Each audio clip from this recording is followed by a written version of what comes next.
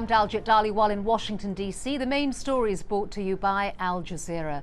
The United Nations is warning that aid agencies are in danger of being overwhelmed by the scale of the flooding in Pakistan. Meanwhile, thousands of people are fleeing the city of Muzaffargarh in central Punjab out of fear of fresh flooding. Kamal Haider has more. If you were to travel to southern Punjab, you would see familiar scenes such as these: water sweeping land after land, inundating orchard after orchard, village after village, forcing the people to go for high ground. Now, in this particular case, as has also happened in the north, people have found sanctuary on the roadside, like the Abdul Majid family, who is now living under this tarpaulin.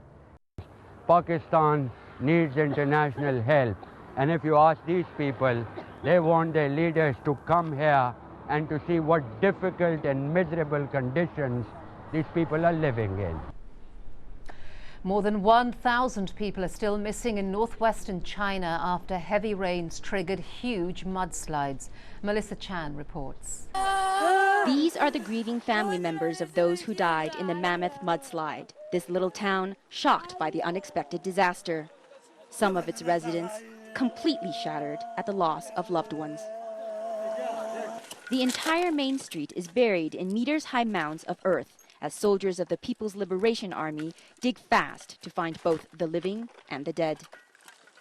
The entire thing happened in 10 minutes. The mud flow came tearing down the mountain, bulldozing all buildings along its path at the same time as the water levels rose from the river at the other end of the street. That left very little room for anyone to escape, and most people were buried alive.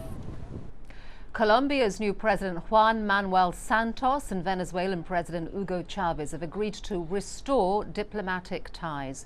The two leaders wrapped up talks in the Colombian city of Santa Marta.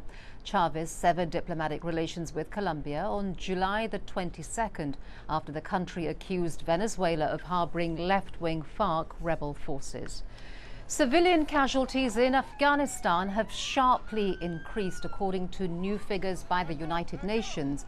The report says those killed in war have increased by more than 30% during the first 6 months of the year.